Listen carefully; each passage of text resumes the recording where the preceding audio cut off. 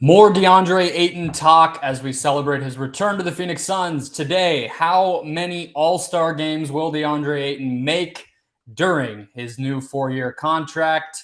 That and more on today's Locked On Suns.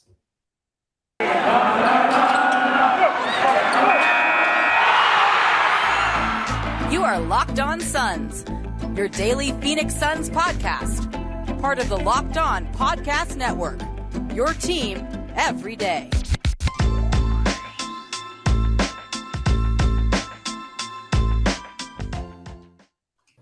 All right, we are back. This is Locked On Phoenix Suns. We are part of the Locked On Podcast Network, and I'm your host, Brendon Kleen, a credentialed media member covering the Suns for the past 5 seasons and a writer at Suns.com and Dime Magazine. A big thanks for making Locked On Suns your first listen today, every day, throughout the rest of the offseason.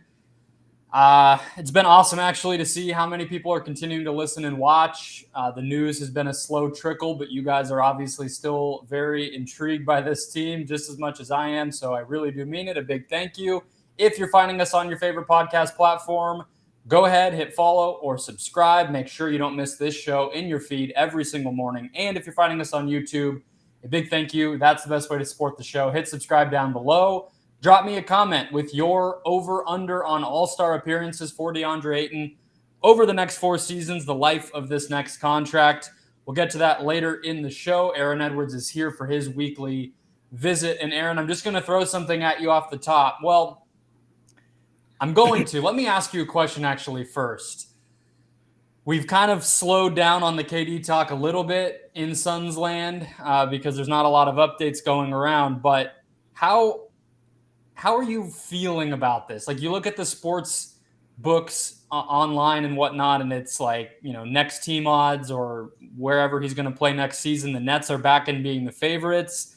We're really hearing nothing. All the NBA guys are out on their yachts or traveling the world or whatever they do with their money on the off season, and nobody really knows anything. So do you still feel like we're headed toward KD being a Sun, or have your vibes on that changed? I wouldn't say changed. I think that, I don't know. I feel like it was always either us or them.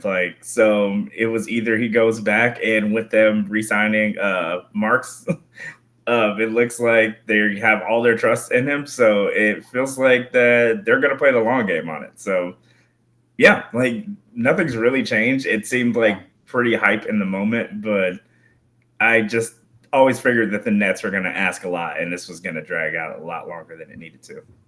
Yeah, last time you were on, we talked about is KD going to make a mess of this or go out there? He hasn't yet. It's not to say he won't. I think August, end of July into August is always pretty quiet in the NBA. So, I pointed out the Dwight Howard, Iguodala Bynum, that big deal happened on August 12th. So we've seen this last this long in the past. You mentioned Sean Marks just got an extension from Brooklyn. That did not get a lot of attention, but that at least says to me, and we were texting about this a little bit, that Joe Tsai, the owner over there, he's putting his trust saying whatever we're doing, it's going to be you to make that decision, and I kind of don't want you to worry about it. So, yeah, it doesn't feel like a ton has changed until KD says something or until the Suns increase their offer. We don't really know anything. Another question for you, actually, though, while we're on this topic.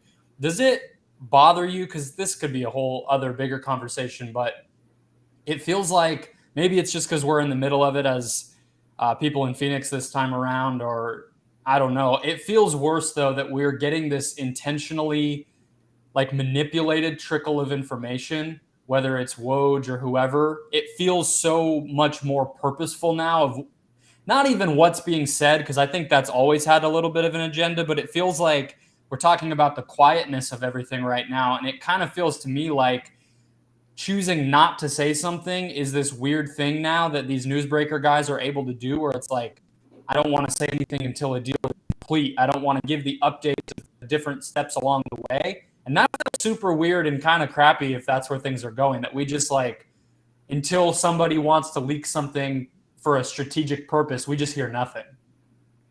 Yeah, I think that you kind of have to play it close to the chest, media-wise, especially with somebody like KD, because if a lie is out there, he's going to mention it. And he's one of those dudes that won't let a lie sit out in public. So I feel like that if any of the media dudes are to say something that isn't truthful or it's just like a downright lie, KD is one of those players that will go on Twitter and call a lie a lie. And I just feel like they know that they don't want to play that specific kind of game with a player like him. That's true. I don't know if you saw today the clip going around of the joke that Peyton Manning made at the ESPYs a few years ago where he told KD that he was going to join. He said he expected that KD would join the women's national team because they had just won a gold medal and how he was going to end up there. And KD's going back and forth with people. So he said, if it was funny, I would have laughed. It's a simple concept and this and that. So, yes, I think you're absolutely right. He's not afraid to call a spade in that way. The thing I was going to throw at you, though, kind of one last aspect of this that I haven't talked about since the trade request first came up, and it was just like one of the possibilities, and I wasn't sure how serious it was. But the longer this lasts, the more I feel like why not talk about it? Do you think that there's any chance that Chris Paul is the guy that goes out in a Kevin Durant deal? It doesn't, just for the sake of thinking through it, is it possible at all that we're just not even noticing that and it could happen? There's no way I would be able to fathom something like that. And yeah, I don't think Marks would want that. Like, want that team to get that older with Kyrie there. And it seems like they're going to let him run it back. So yeah, I feel like that is. Well, Chris could go somewhere else, right? Just like we were talking about. Oh yeah, like a three. Yeah. Just as like the salary, right? Because that's the thing now that, well, Ayton wasn't ever going to count for a big salary anyway because of the base year compensation nonsense. But that's been the thing you've heard out there a lot lately is like, well, do the Suns even have the numbers to add up anymore if the way you're getting to that salary is, undesirable players? If it was going to be before, it was going to be Ayton and Bridges, and that in and of itself was basically going to add up to KD's salary number. Now, if it's Landry Shamet instead, that kind of has been out there that the Nets might not like that. So Chris Paul could just almost be traded 1-for-1 if he ends up somewhere on a team that's trying to win some games or something.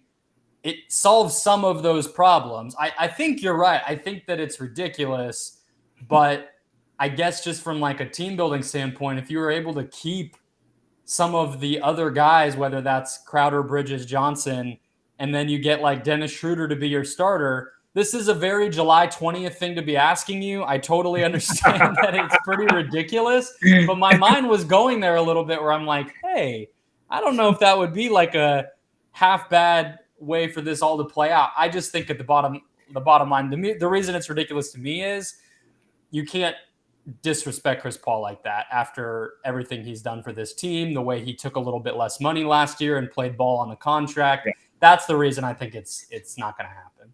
Yeah, and the reason I don't think it'll happen because it seems way too NFL-ish. Like the closest, like anytime the NBA gets close to doing anything remotely NFL-ish, you can just feel it. It feels wrong, and I feel like that is just a good system to have. If an NFL owner or GM would do it, you probably are being a dick. I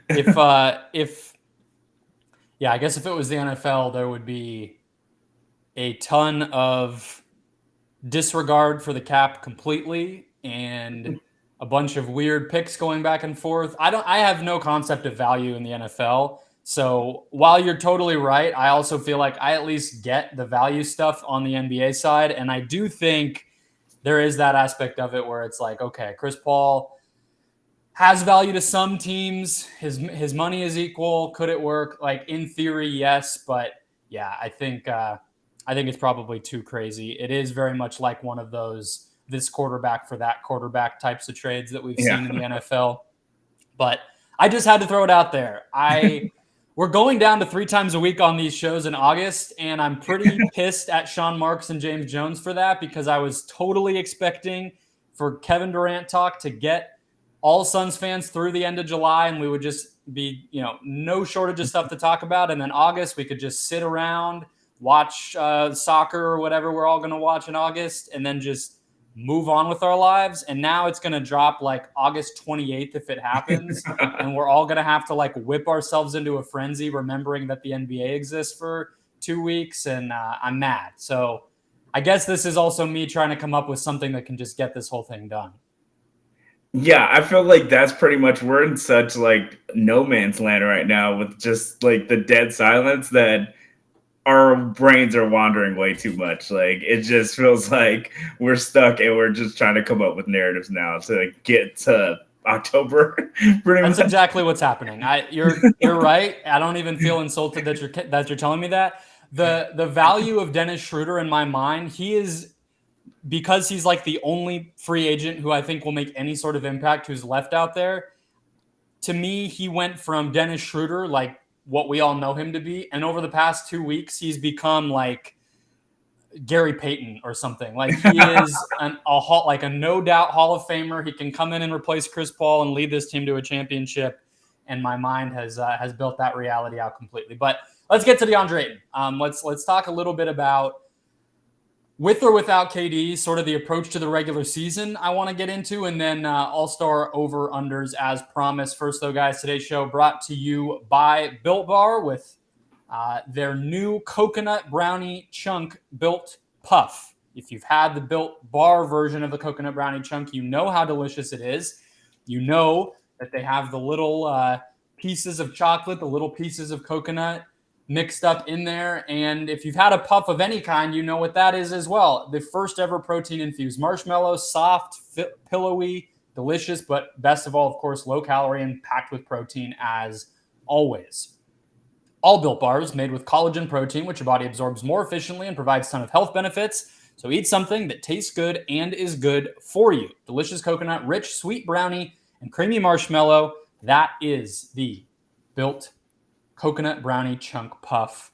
So stop fantasizing. Get to Built.com right now. Order your own box.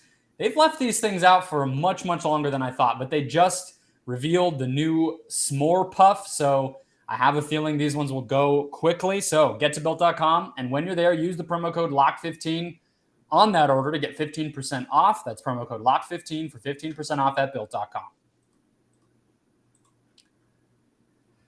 So again, Aaron, I've been kind of cursing, as I was saying at the end of that last segment, James Jones and Sean Marks on this for a variety of reasons. One is I just want it to be done. But the other one is it's a little hard to analyze the rest of this thing because we just don't know what somebody's role might be, what the makeup, the vibe of the team is going to be. And it's dramatically different if it's like, let's run it back with Jock Landale versus let's see if we can get KD another title and get Chris his first, et cetera, et cetera. Not that that's not possible without KD, but it just is going to be very different.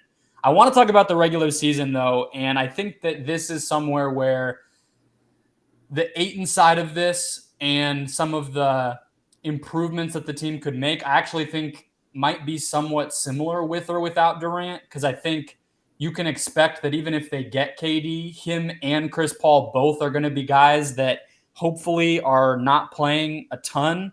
And I think that in a way that actually could open up opportunities for a guy like Deandre Ayton to build out a little bit more of his game. So do you think that that is realistic? We've talked about it on the Chris Paul side of things, but now that Ayton's back, it feels like that's kind of a win-win where, okay, the older guys, they need to pace themselves while we also kind of want to bring Ayton along now that he's going to be here long term.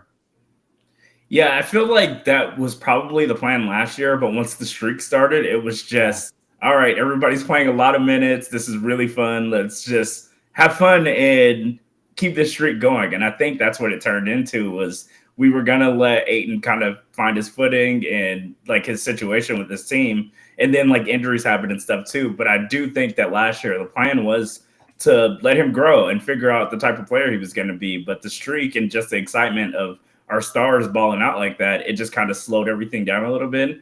I think this year they're going to treat it like, let's just get to the playoffs. Let's be a 4 seed if we're a 4 seed, a 5 seed. Like, who cares? Let's just get to the playoffs. And I feel like if they're willing to sacrifice that to let Ayton grow and figure out what type of NBA player he's going to be, then, yeah, like I feel like he's going to learn a lot just being a focal point of the offense while probably not winning the same amount of games, of course, but finally figuring out like the type of player he is. Yeah, the streak, and then also the 1 seed became a big likelihood. And then after that, it was, the franchise win record. So I think you're right. Like, I predicted them. I thought going in for sure, I thought what you just said was going to happen last year. Like, I think I had them at like low 50s wins. Like, Yeah. their over under was stupid. It was like 49.5 or something, or like 51.5 or something. I for sure thought it was an easy over, but I didn't think that they would be in the 60s because I just didn't think it would matter to them that much. And then, as you just laid out, it ended up mattering probably more than they even wanted it to. So I think that we will see that. I don't, it's kind of hard to have too much of a guess. I think we can all be optimistic that Chris Paul can take that little bit more of a back seat, but you would have said that when he went through last year's playoffs hurt and then was not himself by the end, and he didn't do that. So I don't know if he'll ever do it, but I think that there might just be that obvious opportunity with, even if it's less minutes or players do just get hurt, some of that stuff just opens up organically if you're not gunning for it. Let me talk about Ayton's stats a little bit and get your thoughts on it, because it's not anything super complicated, but it's kind of interesting, and I think it went under the radar. I talked about it a little bit on yesterday's show. So Ayton's the percentage of his shot attempts that came at the rim for the first 3 years of his career was never less than 52% of his shots were right at the basket. And it peaked in the finals year at 61%. Then last year it went all the way down to 42%. And then at the same time, his mid-range shots, the proportion of his shots that came from mid-range went from 36 way up to 55.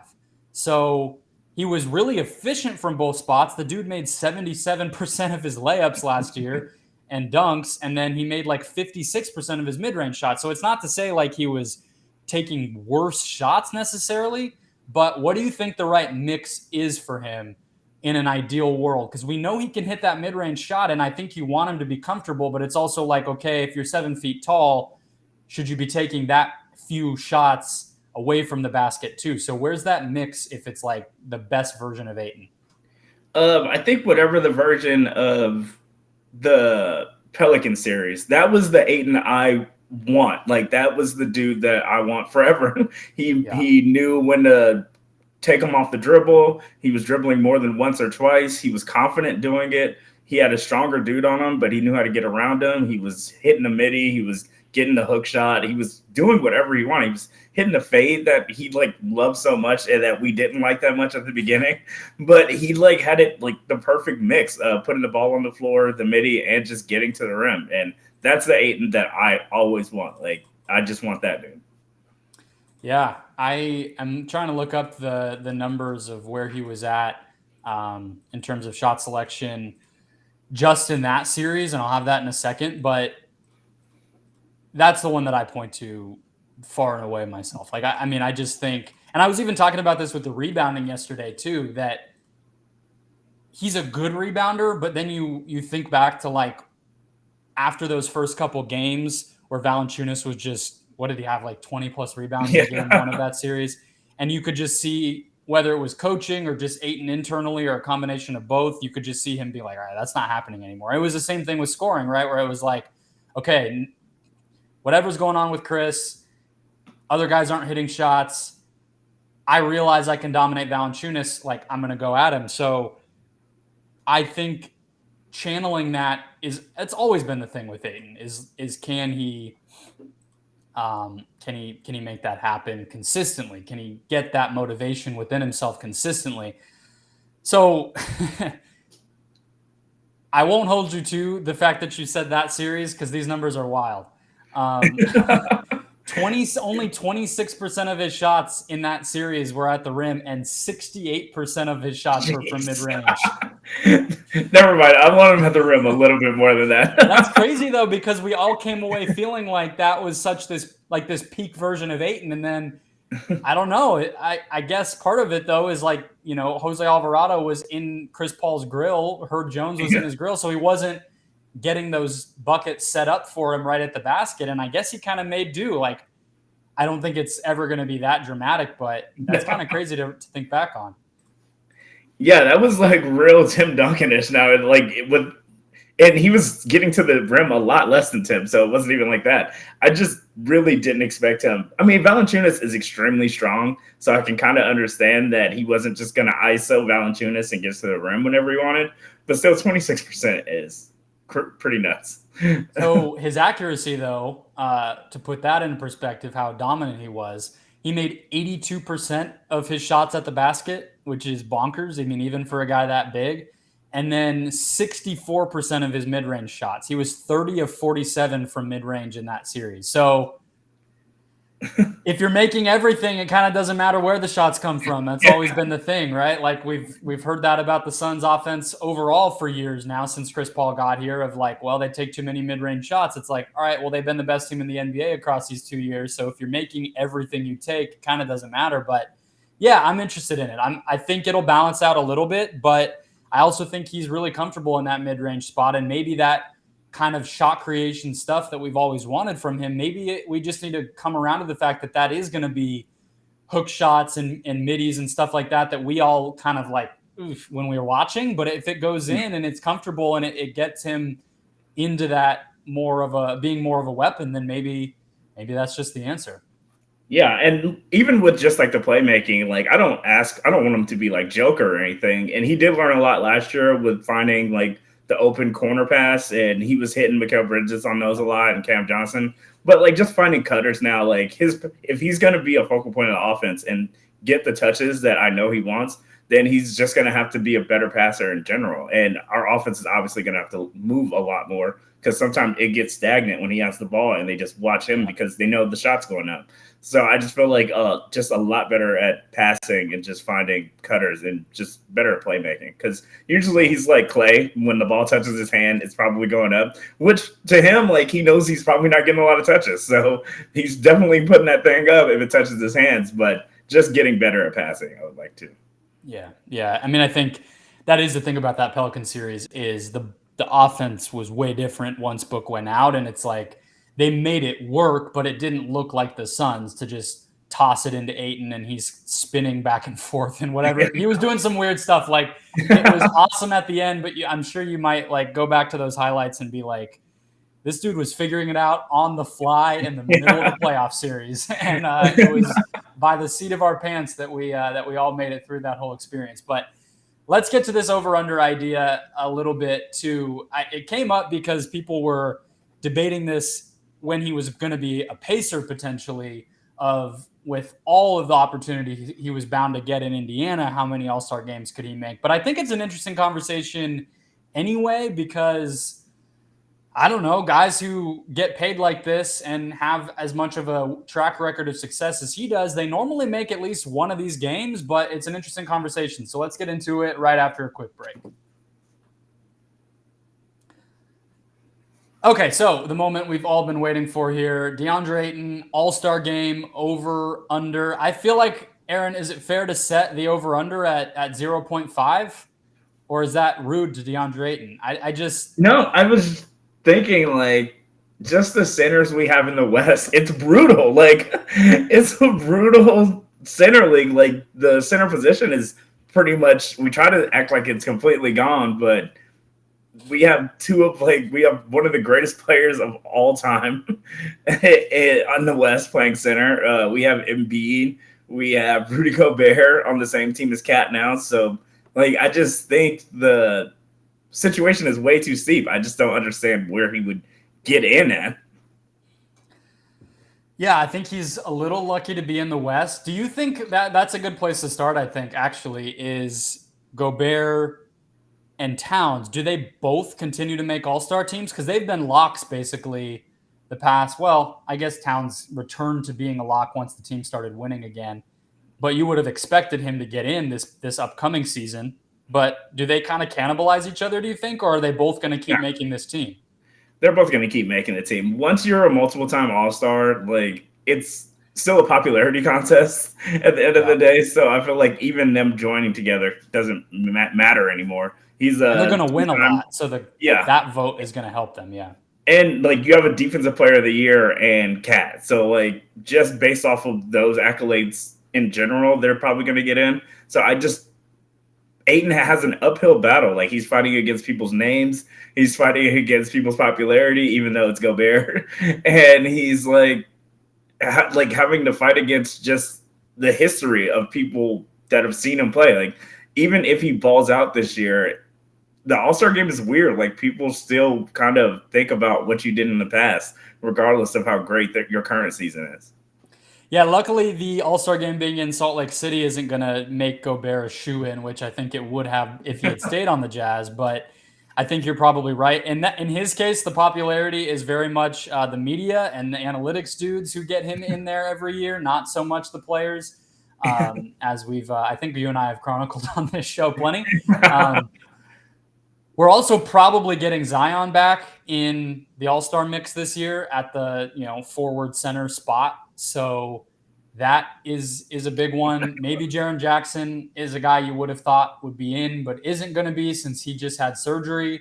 But Anthony Davis probably back in. What'd you say? I said we got Chet Holmgren. Yeah, Chet Holmgren. No, you have, though, Anthony Davis getting back in there, right? So let me ask you a few that are kind of like, this is somewhat next season, but it'll be some guys who maybe are on the cusp. So Deandre Ayton or Domantas Sabonis, more likely to make an All-Star team next year because Sabonis is in the West now.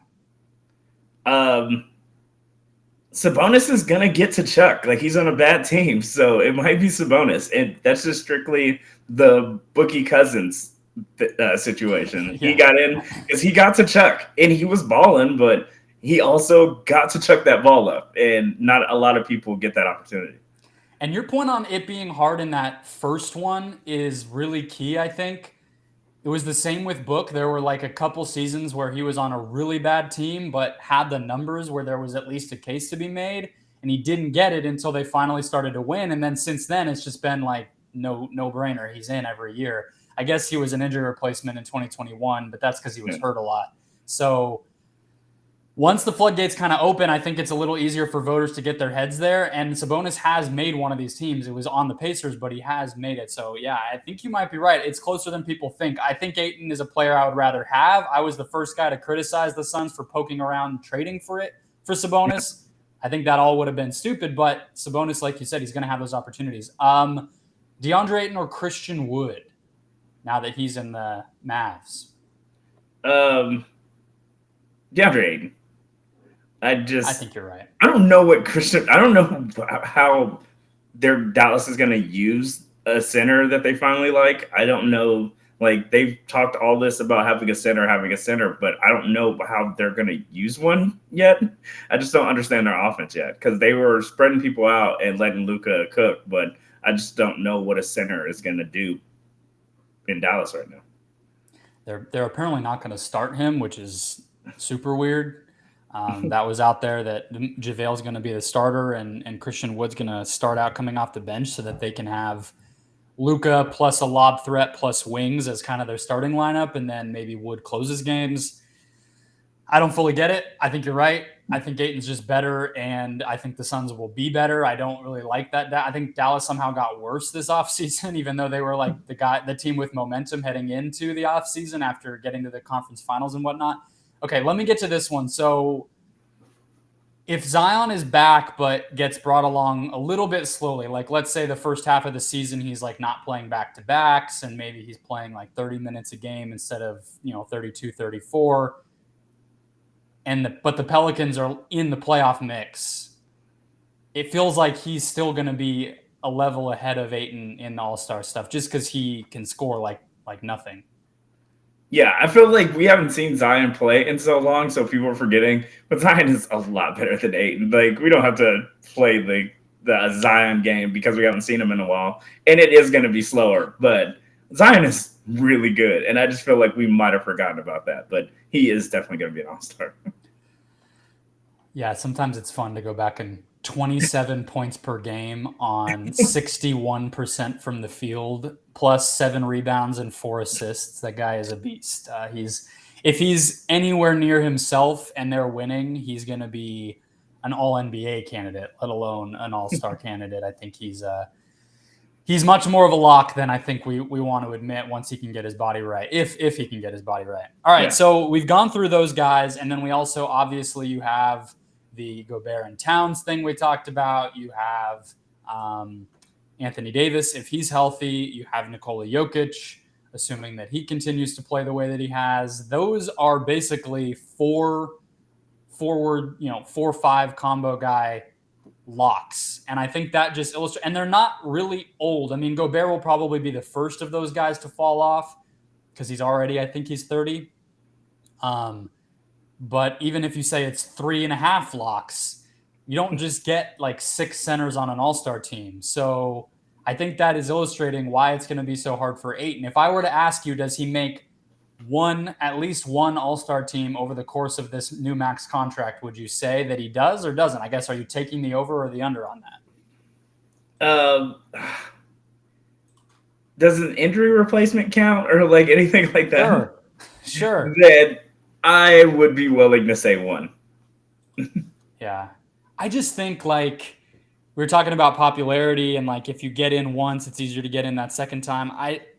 I think that's the first time thing is valid, but I also feel like you do see if you're really good for years and you win, usually you're going to get rewarded. Like I think back to like Marc Gasol, he made some all-star teams, right? Like he was nobody's idea of sexy. He did not score. He was never going to put up eye-popping numbers, but Memphis was just so darn good for so long, and everybody knew how important he was that it's like, all right, you can get in. You're boring to watch in the All-Star game, but you can get in there, and that'll be enough for you. Like, I think Ayton might get the Marc Gasol honorary All-Star game appearance if they keep being championship contenders. Do you think it's more like or less likely for him to get in if KD does come here? I kind of feel like less likely. I think it's going to be really hard for him to get those opportunities consistently if they have another mouth to feed.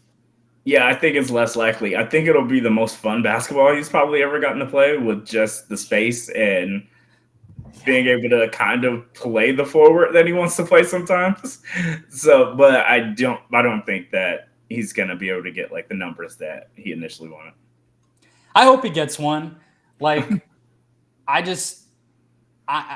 contributed to it plenty, so I guess I owe the man an apology, but like the more that I've sat with this contract that he just got and everything, like the more I do feel for him, how much criticism he's faced, like every single step of his entire career, even thinking back to like the investigation into him getting paid, even though every dude was getting paid in college and like all that stuff. Like, I'm sure he just wants everybody to shut up and finally get some respect a little bit. And like the money's one thing, but getting something like that would be pretty cool. So, or like even an all defense team. I know that's an even harder thing because there's only the 2 centers basically who make it.